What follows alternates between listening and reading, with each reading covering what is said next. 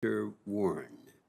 Thank you very much, Mr. Chairman, and congratulations on your nomination, Dr. Hicks. I appreciated the opportunity to speak with you last week and enjoyed hearing your views on a range of topics. You know, I have been very critical about the size of the defense budget. It's long been a concern of mine, but after the past year, watching more than 400,000 fellow Americans die, tens of millions unemployed due to COVID-19, millions more who are lined up at food banks, and even millions more who are on the threshold of losing their homes and being put out on the street. Spending $740 billion a year on this one piece of the federal budget is unconscionable. A budget is about priorities, and we continue to overinvest in defense while underinvesting in public health and so much more that would keep us safe and that would save lives. So let me ask the question this way. Dr. Hicks, do you believe that we can find ways to lower the top line budget number and then spend that money more effectively without sacrificing our security? Senator, first let me say I agree with you that the nation has seen in this past year a crisis that is generational in its magnitude, and I certainly understand how it calls into question what the priorities are across our government. I also, though, believe that we are a nation that can afford the defense that it needs to have, and the focus, sometimes it's about spending more, sometimes about spending less, but the focus on the top line number can really obscure a more important conversation around what is it we want our military, in the case of the Defense Department, to do, and what hard choices are involved in getting it in a place to be capable of doing that, being transparent about the risk. So my view to your direct question is I do think there are ways for the Defense Department to be more efficient, to be more effective.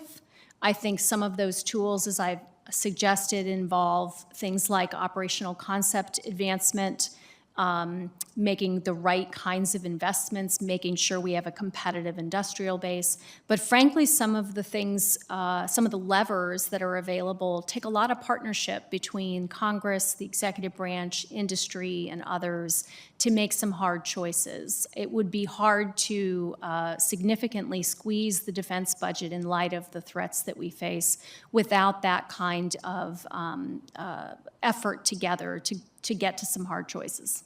Well, I just want to make sure I'm understanding your answer here. Are you saying that, yes, we can reduce the top line number without sacrificing our security, so long as we work together on this? Is that what I'm hearing you say?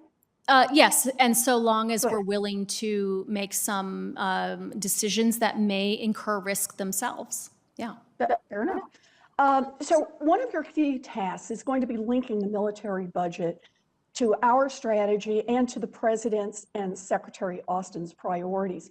So if President Biden directs Secretary Austin to lower the top line, and I hope he does, what will be the biggest challenges that you will have to overcome? I think the biggest challenge is the balancing of the readiness for challenges of today, threats of today, and preparing for the future. That's sort of the overarching piece. But I think more to the mechanics of how we do that will be getting buy-in and a constructive approach with, again, Congress working together with the administration and vice versa. In a dialogue, and having industry and other stakeholders willing to come to the table for the greater good to get that done. Okay, you know, if confirmed, one of the first things you're going to need to do is review our nuclear weapons program.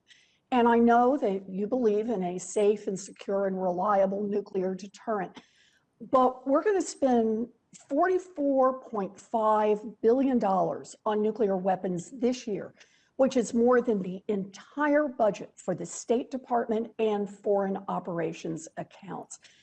Will you commit that your review will not simply be a rubber stamp of our current nuclear strategy, but that you really will examine and re-question the core assumptions that underpin it? Absolutely, Senator.